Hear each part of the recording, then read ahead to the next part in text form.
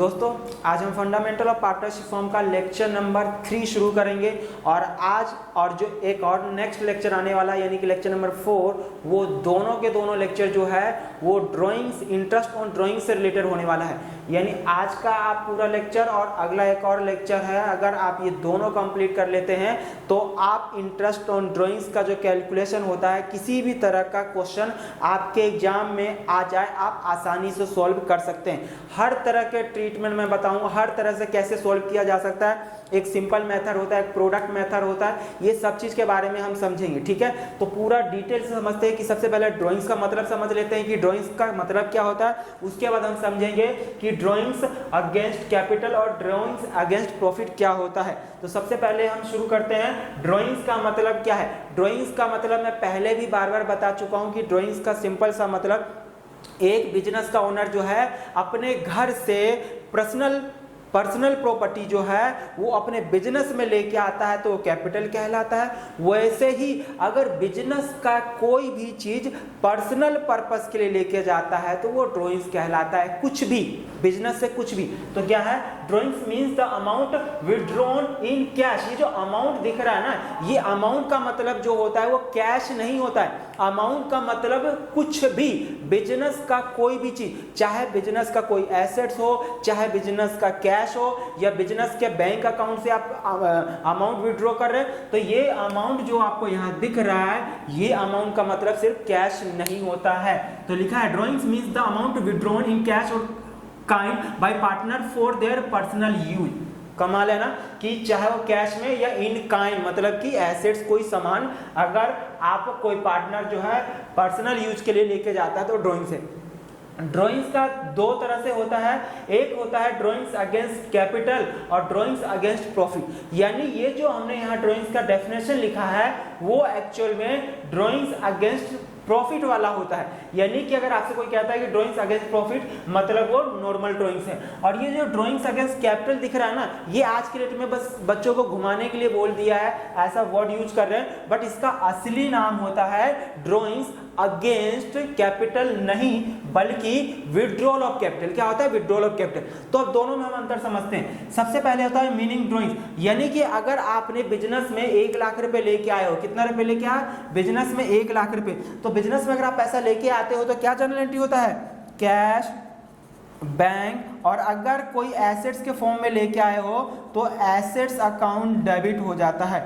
To आपने मैंने बताया कि अगर बिजनेस से घर से अगर आपने अपने पर्सनल पर्पस का कोई चीज या घर से कुछ भी लेके आता हो अपने बिजनेस में तो क्या कहलाता है? To capital. सर इसका लॉजिक क्या है? कौन सा रूल? डेबिट क्रेडिट का जो रूल है, एक मॉडर्न अप्रोच है, ट्रेडिशनल अप्रोच है। यानी ट्रेडिशनल अप्रोच को हम गोल्डन रूल भी कहते हैं।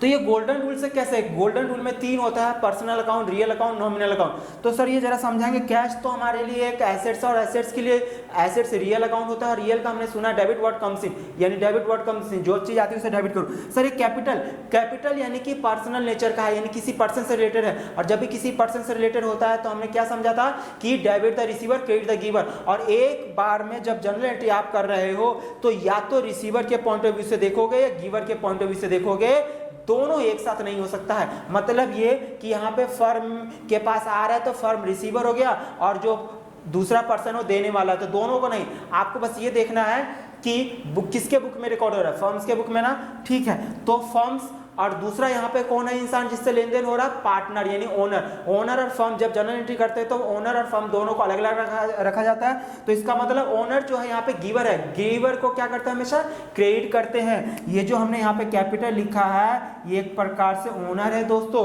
और ओनर यानी कि गिवर है, गिवर को हम क्या करते हैं? हमेशा क्रेडिट करते हैं। और एक रूल है कि अपने, क्योंकि ओनर जो है वो बिजनेस का वो खुद ही ओनर है, मतलब कि दोनों तो अल्टीमेटली एक ही इंसान का है ना, फर्म भी।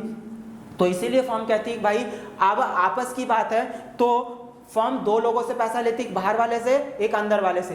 तो बाहर वाले से अगर हमने लिया, सपोज थर्ड पार्टी ए से हमने लिया है, तो बताओ ए से अगर पैसा लिया है तो ये रिसीवर है या गिवर है? सामने वाला गिवर है ना, गिवर को क्या करते हैं? क्रेडिट। ओके सर, ए यानी कि गिवर है तो क्रेडिट करते हैं। अब हमें यहाँ पे किसने पैसा दिया? ओनर ने पैसा दिया, तो ओनर गिवर है ना, तो गिवर को हमें क्या करना चाहिए? क्रेडिट करना चाहिए। बट फर्म्स के बुक में ओनर का नाम नहीं लिखते हैं, तो ओनर, अब बाहर वाले से जो पैसा लेते हैं हम उसको लोन या फिर क्रेडिटर कहते हैं। क्या कहते हैं? क्रेडिटर। लोन फ्रॉम ए या क्रेडिटर, जिससे हमने उधार लिया। और अगर ओनर ने पैसा दिया है तो ओनर का नाम नहीं लिखना है, तो हम उसको लोन बोले या क्रेडिटर बोले, हमने उसका नया नाम दे दिया कैपिटल। क्या नाम दे दिया दोस्तों? कैपिटल। बस इतनी सी बात है। तो कैपिटल अकाउंट क्यों क्रेडिट होता है मालूम हो गया, ठीक है। तो drawings against capital is withdrawn of amount out of his her capital in the firm. कमाल है, यानी कि जो ड्रॉइंग्स अगेंस्ट कैपिटल का मतलब होता है फर्म से। अब यहाँ पे मान के चलो इसने 10 लाख रुपए बिजनेस में पैसा लेके आया था, तो हमने जर्नल एंट्री कर दिया। अब अगर इसमें से कहता है ओनर, यार 10 लाख रुपए तो मैं लेके आ गया हूँ बिजनेस में, इसमें से ना सिर्फ 6 लाख रुपए यूज हो रहा है, 4 लाख रुपए तो गुल्लक में हमेशा रखा रहता है, इसका कोई यूज नहीं हो रहा है। एक काम करता हूँ, मेरे घर में जरूरत है, मैं अपना घर बना लूंगा, ये 4 लाख रुपए मैं अपने बिजनेस से लेके जा रहा हूं। तो देखिए मैंने यहाँ पे 10 लाख रुपए से कैश आया था फर्म के पास, और ये 10 लाख रुपए से क्रेडिटर यानी कि कैपिटल हमने क्रेडिट कर दिया था। यानी फर्म के लिए कितने रुपए की लायबिलिटी इंक्रीज हो गई थी? 10 लाख रुपए। अब ओनर कहता है भाई कोई बात नहीं, मैं इस 10 लाख रुपए में से 6 लाख रुपए लेके 4 लाख रुपए लेके जा रहा हूँ, 4 लाख रुपए लेके जा रहा हूं। तो बताओ लेके जा रहा है तो फर्म के पास पैसा जा रहा है या आ रहा है? जा रहा है। फर्म के पास से पैसा जा रहा है तो टू कैश या बैंक अकाउंट क्रेडिट हो जाएगा। सपोज 4 लाख रुपए लेके जा रहा है, अब बताइए 4 लाख रुपए लेके चला गया, अब उससे कैपिटल ओनर, अगर मैंने ए यानी ओनर है उसे मैंने पैसा लिया था, तो एक फर्म हूं तो मुझे कितना रुपए देना था उसको? 10 लाख रुपए। क्योंकि मैंने अगर किसी से लिया है तो फ्यूचर में तो देना पड़ेगा ना, उसी को तो लायबिलिटी कहते हैं। लायबिलिटी के 2 पार्ट होते हैं, इंटरनल एक्सटर्नल। ये क्लास 11th जब हम शुरू करेंगे 11th का बेसिक, तो वहां पे इंटरनल एक्सटर्नल का पूरा डिटेल से समझेंगे। आप 12th में हैं तो आप पहले से पढ़ के आए होंगे, ठीक है ना। तो इंटरनल लायबिलिटी की बात होती है, यानी कि हमें फर्म को लौटाना पड़ेगा। तो 4 लाख रुपए लेके जा रहा है तो उतने से फर्म की लायबिलिटी डिक्रीज हो जाएगी, या फिर ये कह लो कि debit the receiver, debit the receiver. अब कौन लेके जा रहा है पैसा? ओनर। और ओनर का नाम नहीं लिखते हैं तो हम क्या लिखेंगे? कैपिटल लिखेंगे, कैपिटल अकाउंट डेबिट। अब यहाँ पे सर बहुत सारे पार्टनर होते हैं, तो ए पार्टनर है, तो अगर ए ने विड्रॉ किया कैपिटल तो ए कैपिटल, बी ने किया तो बी कैपिटल अकाउंट, ऐसा कुछ लिख देंगे। कितने रुपए? 4 लाख रुपए। कमाल है ना। तो ये होता है विड्रॉल ऑफ कैपिटल, यानी जब साल के बीच में कभी भी कोई नया पार्टनर पैसा लेके आता है, जब स्टार्ट करेगा तभी ये एंट्री होगा, कैश एसेट्स या bank account debit to capital account. और अगर वो विड्रॉ करता है तो कैपिटल अकाउंट जितने विड्रॉ करा उतने से डेबिट हो जाएगा और कैश और बैंक क्रेडिट हो जाएगा। और साल के बीच में एडिशनल कैपिटल जो होता है उसका एंट्री भी यही होगा जो स्टार्ट करने का होता है। तो यानी कि ये लाने का और ये ले जाने का कैपिटल, तो यही है यहाँ पे क्या लिखा? Drawings against capital is debited to his her capital account, यानी कि इन ड्रॉइंग्स अगेंस्ट कैपिटल में कैपिटल अकाउंट को डेबिट कर दिया जाता है ना। It means that the capital is reduce by the amount withdraw, यानी कि जितना अमाउंट ने विड्रॉ किया उतना से कैपिटल फर्म का कम हो जाएगा, यानी ओनर का कैपिटल उतने से कम हो जाएगा। और ड्रॉइंग्स अगेंस्ट प्रॉफिट का मतलब जो मैंने अभी बताया कि बिजनेस का कोई भी चीज जो है अपने पर्सनल पर्पस के लिए लेके जाता है तो उसे ड्रॉइंग्स कहते हैं। तो ड्रॉइंग्स, अब यहाँ पे बिजनेस का कोई भी चीज ओनर लेके जाता है तो क्या करेंगे? बिजनेस का ओनर लेके जा रहा है, पर्सनल पर्पस के लिए लेके जा रहा है, तो पर्सनल पर्पस के लिए लेके जाता है तो इसका मतलब क्या हुआ कि ओनर डेबिट, यानी debit the receiver, debit the receiver. हाँ सर, रिसीवर पाने वाले को डेबिट करते हैं, और क्योंकि पाने वाला यहाँ पे क्या कौन है? ओनर है, तो ओनर को डेबिट करना चाहिए ना। तो ओनर की जगह, क्योंकि ओनर का नाम नहीं लिखते ना बुक्स ऑफ फर्म में, फर्म्स के बुक में, तो सर क्या करें? यहाँ पे तो हमने कैपिटल लिखा, यहाँ क्या लिखे? क्योंकि यहाँ पे कैपिटल लेके जा रहा था, यानी जो पैसा उसने दिया था वही लेके जा रहा है, बट यहाँ पे वो एक प्रकार से दया पानी करके फर्म से बोल रहा है कि भाई मुझे दे दो, पर्सनल पर्पस के लिए मुझे जरूरत है। तो यानी कि यहाँ पे इसको हम बोलेंगे ड्रॉइंग्स। क्या बोलेंगे दोस्तों? ड्रॉइंग्स। है यहाँ पे भी ओनर, कौन है? ओनर है। अब ये ओनर जब पर्सनल पर्पस के लिए लेके जाता है, किसके लिए?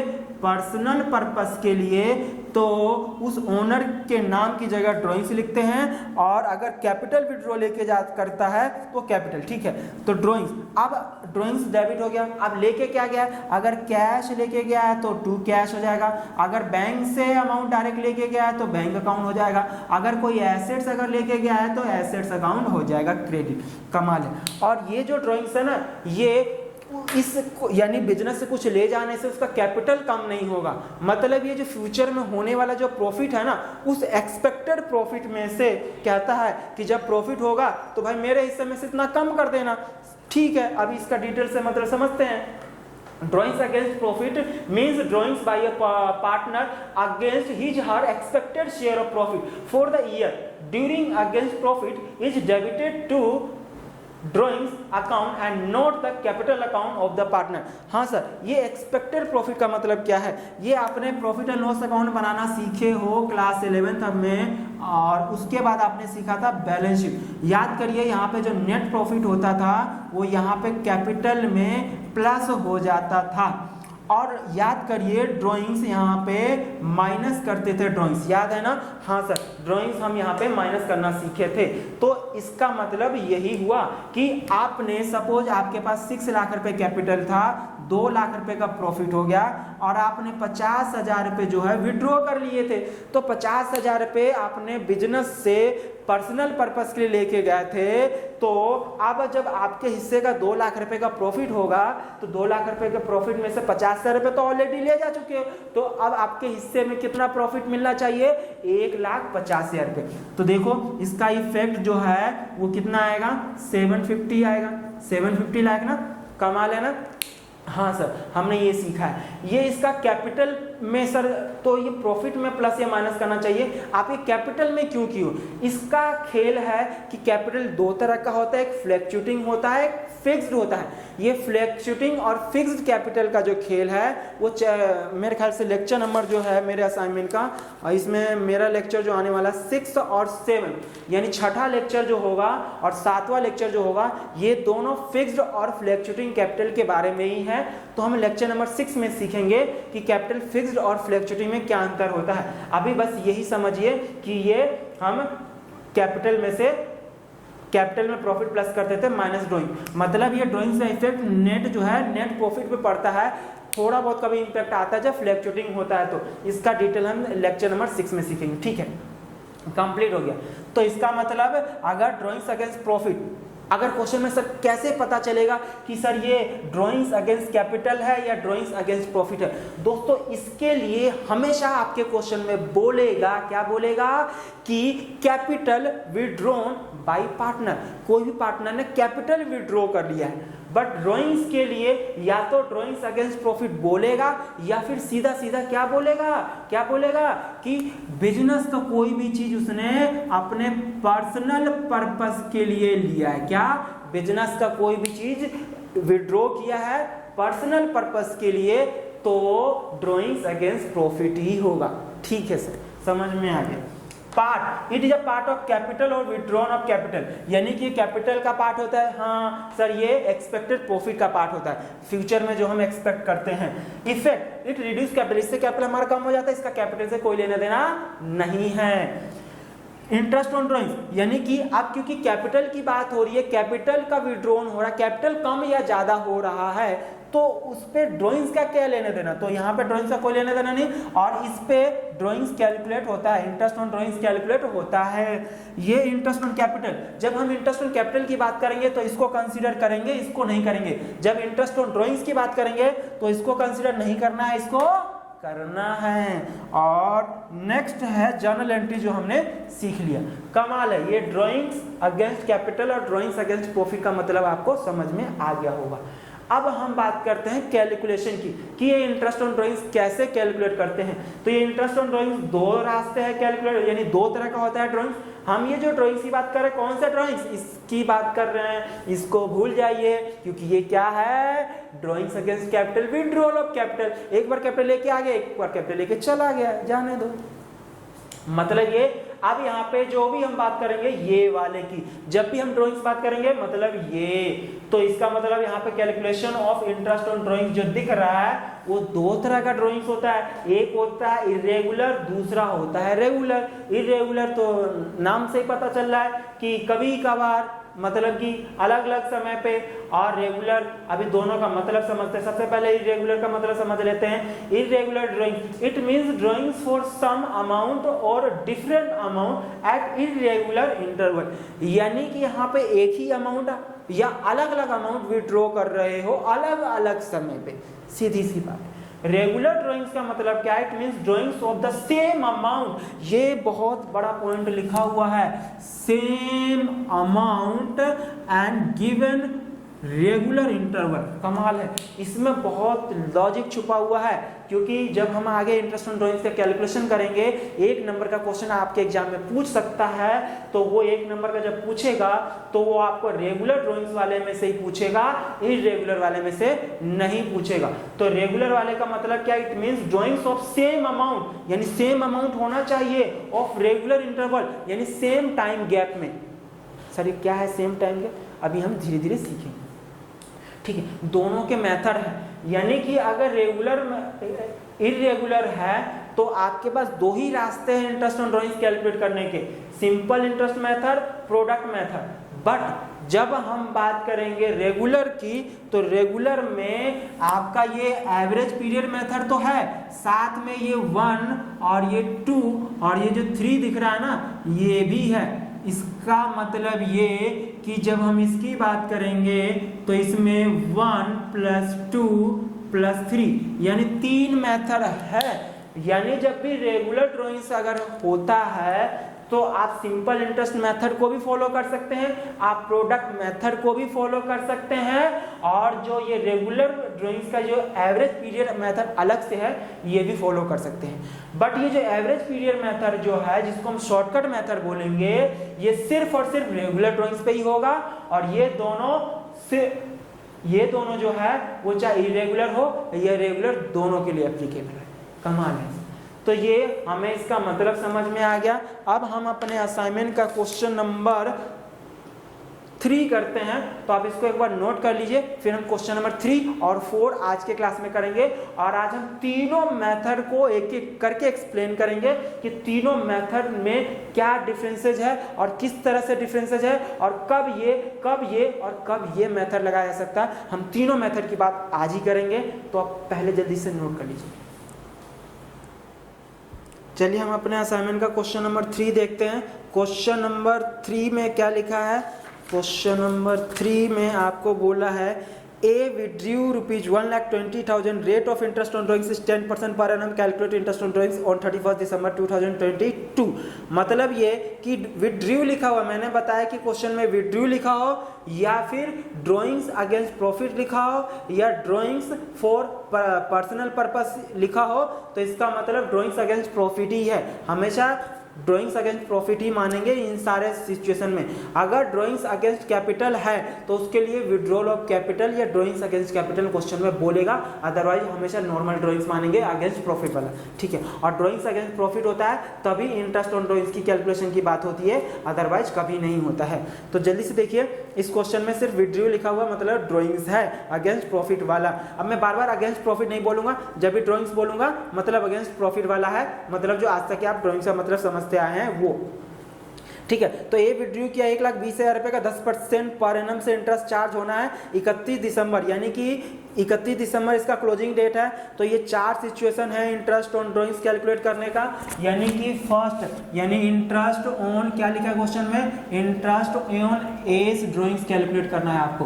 तो इंटरेस्ट ऑन एज ड्राइंग्स के लिए 4 सिचुएशन दे रखा है, सिचुएशन 1 है, सिचुएशन 2 है, सिचुएशन 3 है एंड सिचुएशन 4 है। सिचुएशन 1 ये 1,20,000 रुपये जो है ये आपका अलग अलग 4 सिचुएशन के लिए है। मतलब ये कि आपने पूरे साल में 1,20,000 ही विड्रॉ किया, कितना, ऐसा नहीं है कि 1,20,000 1,20,000 करके आपने 4 बार विड्रॉ किया, ऐसा नहीं है। आपने 1,20,000 रुपये विड्रॉ किया है और उसमें डेट दे रखा है कि अगर आप 1 जनवरी 2022 अब 1 जैन को यानी पहला जो विड्रॉ का डेट है वो कब है, 1 जैन है।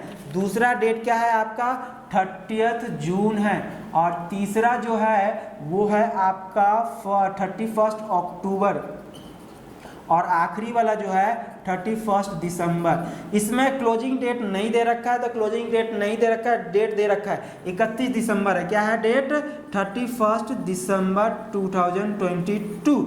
ठीक है सर, 1 जनवरी से स्टार्ट हो रहा है, 31 दिसंबर खत्म हो रहा है, यानी कैलेंडर ईयर को यहाँ पे लेना है।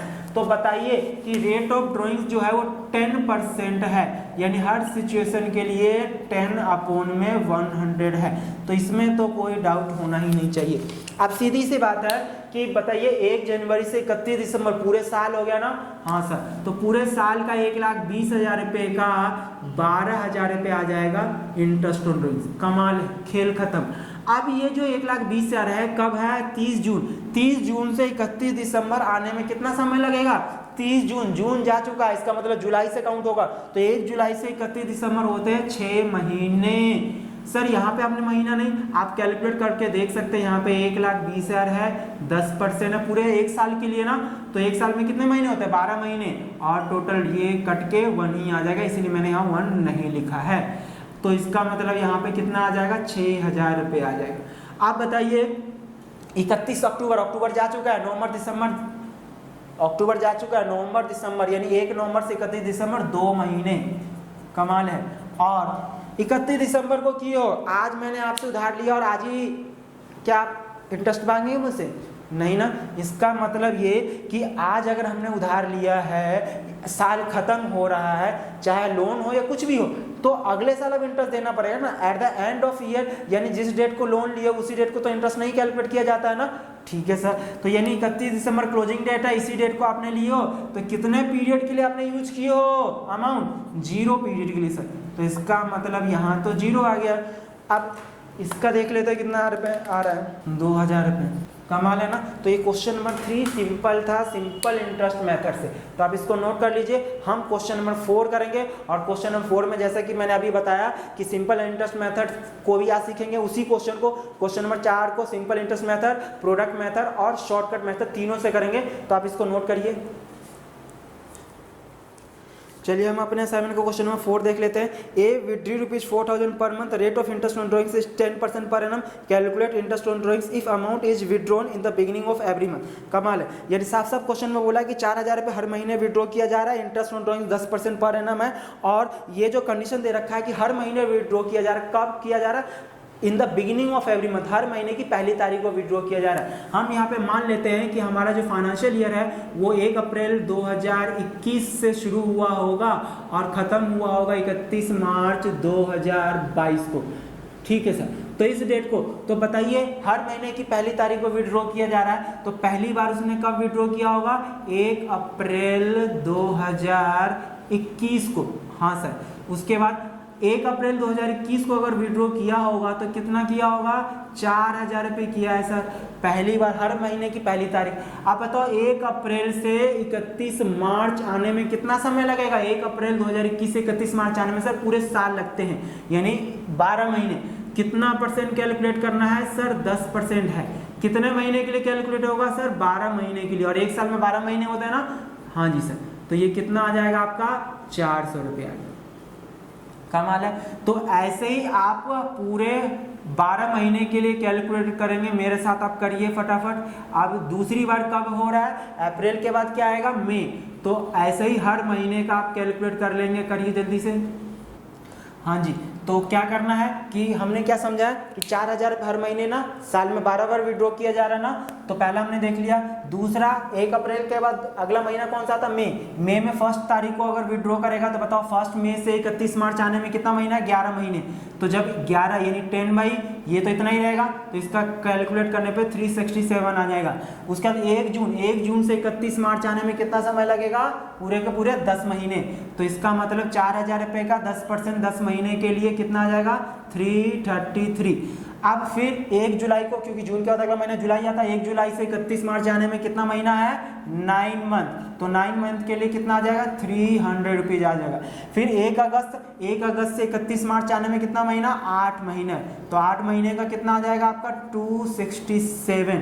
फिर 1 सितंबर से 31 मार्च आने में कितना समय लगेगा आपका, लगेगा सर 7 महीने, तो कितना आ जाएगा 233।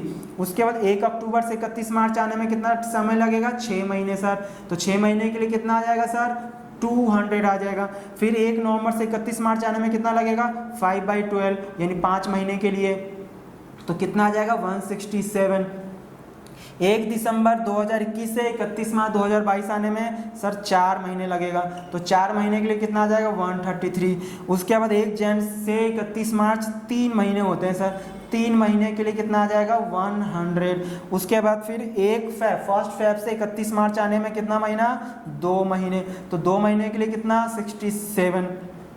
1 मार्च से 31 मार्च आने में 31 मार्च पूरा 1 महीना ना, तो 1/12 33। जब इसका टोटल करेंगे तो आ जाएगा आपका 2600 रुपये। कमाल है। तो ये तो सिंपल इंटरेस्ट मेथड था, वो हमने कैलकुलेट कर लिया। अब दूसरा मेथड हमने बात किया था कि हम इसी क्वेश्चन को तीनों मेथड से करेंगे, तो मेथड सिंपल इंटरेस्ट मेथड तो हमने समझ लिया। अब दूसरा हम बात करते हैं किसकी, प्रोडक्ट मेथड की। तो आप लिखिए, हाँ जी मैंने ये लिख दिया है प्रोडक्ट मेथड। तो प्रोडक्ट मेथड में क्या है आपको मैं पूरा डिटेल से बताऊंगा कि इसका लॉजिक क्या है, सब कुछ एक एक करके बस देखते जाइए। क्या है कि सबसे पहला डेट ऑफ विड्रॉन, दूसरा है अमाउंट, कितना अमाउंट विड्रॉ करोगे, months, remaining month and product, ये सब का एक एक करके मतलब समझते हैं। पहले मल्टी कैलकुलेट कर लेते हैं, फिर इस मेथड का क्या लॉजिक है, इससे कैसे रिलेट करता है एक दूसरे को, तो जरा वो समझते हैं। तो सबसे पहले डेट लिखा है, डेट ऑफ विड्रॉ, और क्वेश्चन में लिखा है कि क्या हो रहा है, हर महीने विड्रॉ कर रहा है in the beginning of every month, हर महीने की पहली तारीख। और मैंने अज्यूम किया 1 अप्रैल से 31 मार्च 2022, तो 1 अप्रैल 2021 को पहली बार विड्रॉ, फिर अप्रैल, मई, जून, जुलाई, 31 मार्च, 1 मार्च, हर महीने की पहली तारीख। ठीक है सर, कितना कितना अमाउंट विड्रॉ किया जा रहा है, 4-4 हजार रुपए सेम अमाउंट है। हाँ सर ये भी ठीक है। मंथ आप बताइए 1 अप्रैल से 31 मार्च आने में कितना महीना लगेगा सर, 12 महीने। Okay sir. उसके बाद दूसरा क्या, 1 फर्स्ट मई से 31 मार्च कितना महीना, 11, मतलब कि सर एक एक महीना कम होता जाएगा, यानी 10, 9, 8, 7, 6, 5, 4, 3, 2, 1। कमाल है। 1 मार्च से 31 मार्च पूरा 1 महीना। ठीक है सर। अब प्रोडक्ट का मतलब क्या है, अमाउंट और मंथ दोनों का कैलकुलेट मतलब मल्टीप्लाई कर लेना है। कितना आ जाएगा ये आपका आ जाएगा यहाँ पे 48,000। ठीक है। दूसरे का कितना आ जाएगा, मैं इधर लिख लेता हूँ 48,000 रुपये। दूसरे का 44,000 रुपये आ जाएगा आपका। कैलकुलेट आप मल्टीप्लाई कर लीजिए इसको, ये 4,000 आ गया, मतलब 4,000 आखिरी में एक को मल्टीप्लाई करोगे 4,000 तो 4,000 आ गया। इन सब का टोटल जोड़ेंगे तो 3,12,000 रुपये आ जाएगा। इन सब का टोटल कितना है, 3,12,000 रुपये। तो इसका मतलब इस मेथड से कैसे आएगा, आपने ये कैलकुलेट कर लिया, इसको कहते हैं टोटल प्रोडक्ट। तो टोटल ऑफ प्रोडक्ट यानी जो आपने इन दोनों को मल्टीप्लाई करने पे आया है 3,12,000 रुपया। ठीक है सर, 3,12,000। और फॉर्मूला क्या है, रेट कितना परसेंट इस क्वेश्चन में इंटरेस्ट रेट 10% है, डिवाइडेड बाय 100, और मल्टीप्लाई करना है 1 से, डिवाइड करना है 12 से। तो आपका ये आ जाएगा 2,600 रुपये जो यहाँ पर आया है। सर कुछ समझ में नहीं आया, आपने तो ये रटवा दिया है कि हाँ इसको इससे मल्टीप्लाई कर दिए, टोटल प्रोडक्ट आ गया। टोटल प्रोडक्ट को हमने रेट 10/100 ये 1/12 से क्यों किए, लॉजिक नहीं समझ में आया। नहीं समझ में आया तो समझ लेते हैं कि क्यों आया। ये जो आपने ये किए हो ना, इसी को अगर आप सबका सम कर दो ना, अगर मैं इन सब का सम कर देता हूं तो सम करने पर आपका बन जाएगा प्रोडक्ट मेथड। सर समझ में नहीं आया कैसे, मैं अब ये सारा का अगर टोटल करूं तो थोड़ा सा मुश्किल हो जाएगा, मतलब ज़्यादा टाइम लग जाएगा, टाइम कंज्यूम हो जाएगा। आप घर पे कर सकते हैं इन सभी का टोटल। तो मैं इनमें से सिर्फ 3 का एग्जांपल लेता हूं। 3 से देखिए आप जोड़ के कितना आ रहा है, ये 400, 1100, मतलब पहले 3 बार जो आप ड्राइंग्स कर रहे हो 4,000 रुपये 4,000 रुपये 4,000 रुपये टोटल 12,000 रुपये कर रहे हो ना विड्रॉ, तो ये 12,000 रुपये का तीन पहले 12,000 का कितना इंटरेस्ट ऑन ड्राइंग से 1,100 रुपये। तो मैं आपको प्रूफ करके दिखाता हूँ इसी मेथड से कैसे, और आप घर पे आप पूरे को भी कर सकते हैं। सर बता दीजिए कैसे करते हैं। तो देखिए इन तीनों का अगर मैं सम करता हूँ तो क्या आएगा आपका 4,000 रुपये मल्टीप्लाई कितना है 10 अपॉन में 100 और इंटू में 12 अपॉन में 12। ठीक है सर। दूसरा क्या है आपका, दूसरा है 4,000 रुपये मल्टीप्लाई करना है सर 10 अपॉन में 100 और मल्टीप्लाई करना था 11/12, यही तो किया। अब तीसरा करते हैं, क्या है आपका 4,000 रुपये है मल्टीप्लाई करना है सर 10 अपॉन में 100 और मल्टीप्लाई करना है 10 अपॉन में 12। हाँ सर। तो अब क्या है इसमें अमाउंट भी आपका कॉमन है, तो अमाउंट को हमें साइड में रखना है, अमाउंट को हमें कॉमन, अमाउंट के अलावा बता सकते हैं क्या कॉमन है। अमाउंट के अलावा सर 10/100 यहाँ भी है, 10/100 यहाँ भी है, 10/100 यहाँ भी है। इसका मतलब सर ये 10 अपॉन में 100 तो कॉमन है। Okay sir. और कुछ कॉमन दिख रहा है? हाँ सर कुछ और भी है। ये यहाँ पे देखिए ये 1/12 छुपा हुआ है। सर ये 1/12 कहाँ है? यहाँ पे तो 12/12 है, यहाँ 11/12 है, यहाँ पे 10/12 है। तो जरा समझने की कोशिश करते हैं। ये 12/12 है और यहाँ पे आपका 11/12 है और यहाँ पे आपका 10/12 है। तो एक बात बताइए, अगर मैं इसको काट दूं तो कुछ बचेगा क्या? कुछ नहीं बचेगा सर। ठीक है। यहाँ पे बताइए 11 मल्टीप्लाई क्या है 1/12 और यहाँ पे क्या है आपका, अगर मैं इसको 10 अपॉन में 1/12 लिखूं क्या कोई प्रॉब्लम है? क्योंकि अगर मैं ये करूं तो सेम ही आएगा ना। हाँ सर सेम ही आएगा। ठीक है सर। मैं इस 12/12 का भी अगर मैं करूं तो क्या होगा, मैं 12 को अलग रख लेता हूं और ये अगर मैं 1/12 कर दूं तो कोई दिक्कत है क्या? तो आप बताइए कि तीनों में 12/12 11/12 यानी यहाँ पे यही था ना, ये तीनों को मैंने क्या कर लिया अलग अलग कर लिया जो मैंने यहाँ पे आपका लिखा है। तो इन सब जगह में 1/12 देखिए कॉमन है। ये 1/12 जो है यहाँ पर भी है, यहाँ पर भी है और यहाँ पर भी है ना। ठीक है सर। तो इसका मतलब मैं 1/12 भी कॉमन ले लूँ। हाँ सर अगर कॉमन अगर हम ले लेते हैं तो आप बताइए इस 3 जगह, एक जगह ये था, एक ये था, एक ये था, तो यहाँ पे अमाउंट कितना रह गया आपका 4,000 रुपये। अब बताइए 4,000 अमाउंट रह गया, ये पूरा बाहर आ चुका है। इस 12/12 में 1/12 बाहर आ चुका है, मतलब कि 1/12 बाहर आ चुका है तो अंदर क्या रह गया 12 रह गया। तो इसका मतलब 12 से मल्टीप्लाई। ठीक है सर। यहाँ पे 4,000 रुपये रह गया। हाँ सर 4,000 रुपये रह गया। ये 10/100 बाहर आ चुका है, इसका मतलब यहाँ पे क्या रह गया है 11, क्योंकि 1/12 भी बाहर आ चुका है। और तीसरे में भी 4,000 रुपये रह गया है, 10/100 बाहर आ चुका है और यहाँ पे क्या रह गया सिर्फ 10 रह गया। कमाल है सर। तो इसका मतलब मैं इसका अगर अंदर मल्टीप्लाई करूँ तो इन दोनों का मल्टीप्लाई करने पे कितना आएगा 48,000 रुपये। इनका मल्टीप्लाई करने पे कितना आएगा 44,000 रुपये और इसका मल्टीप्लाई करने पे कितना आएगा 40,000 रुपये। ठीक है ना। तो इन तीनों का सम और बाहर में आपका ऑलरेडी 10/100 और 1/12 है। ब्रैकेट का मतलब मल्टीप्लाई होता है, आपको मालूम होगा। तो अब जल्दी से देख लेते हैं इन तीनों का जो अंदर में है प्लस कर लेते हैं। 44,000 प्लस 40,000 यानी 132। तो इसका मतलब इन तीनों का टोटल आया 1,32,000। अब मल्टीप्लाई मैं पहले लगाऊं या बाद में लगाऊं, बात एक ही है। मैं यहाँ पे कर दूं, क्या था 10 अपॉन में 100 और ये 1/12, इसको करेंगे तो आपका आ जाएगा 1,100 रुपये। कितना आ जाएगा 1,100। आप चेक कर सकते हैं। ठीक है। तो आपका 1,100 रुपये आ गया।